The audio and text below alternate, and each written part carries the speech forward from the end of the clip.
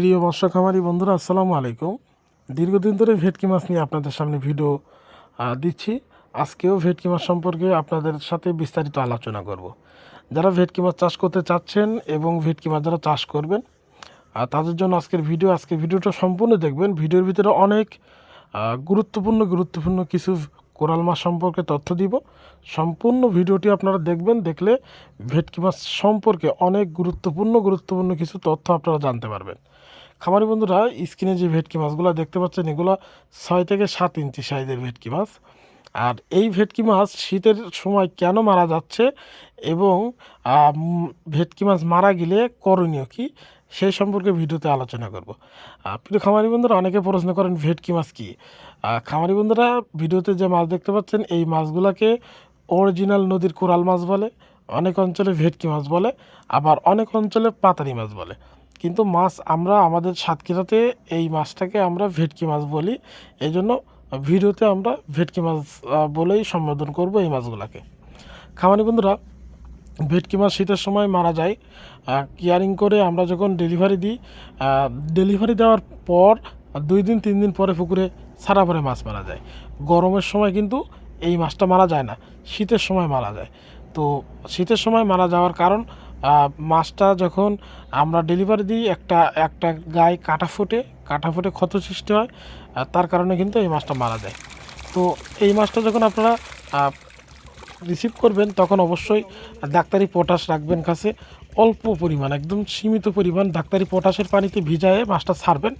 তাহলে এই মাছটা পুকুরে ছাড়ার পরে কিন্তু আর মারা যাবে না। আর দ্বিতীয় আরেকটা কথা হচ্ছে, এই ভেটকি মাছটা যখন পুকুরে মারা যাবে তখন আপনারা অবশ্যই শতাংশে 200 থেকে 250 গ্রাম 300 গ্রাম করে শতাংশে লবণ মারবেন, তাহলে কিন্তু মাছটা মারা যাবে না। প্রিয় খামারি বন্ধুরা, এই ভেটকি মাছ আরও একটা কারণে মারা যায়।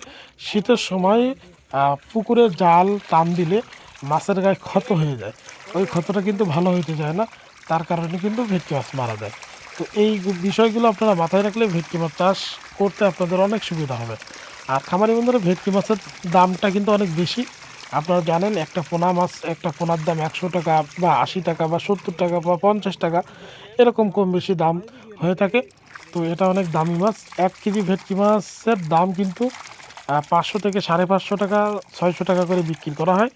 তো এই জন্য এই মাছটার মূলত দাম বেশি। আর এই মাছটা নদীতে বছরে একবারই পাওয়া যায়। ওই মাছটা যখন পাওয়া যায়, এই সময়ই মাছটা স্টক করে রাখতে হয়। তার কারণে অনেক মাছ এক বছরের ভিতরে অনেক মাছের চাহিদা এখন বর্তমানে বাংলাদেশে। তো চাহিদার কারণে কিন্তু ভেটকি মাছের দামটা অনেক বেশি, কম বেশি এরকম হয়ে থাকে।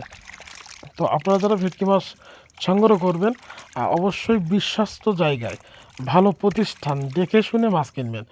এখন অনেকে কিন্তু আমার মতো অনেকে ভালো মাছের পোনা বাংলাদেশের বিভিন্ন অঞ্চলে সাপ্লাই করতেছে। আমাদের সাতক্ষীরা থেকে পোনা নিয়ে অনেকে সাপ্লাই করতেছে, সুন্দর পোনা। তো আপনারা দেখে শুনে পোনা সংগ্রহ করলে আপনারা লস খাবেন না।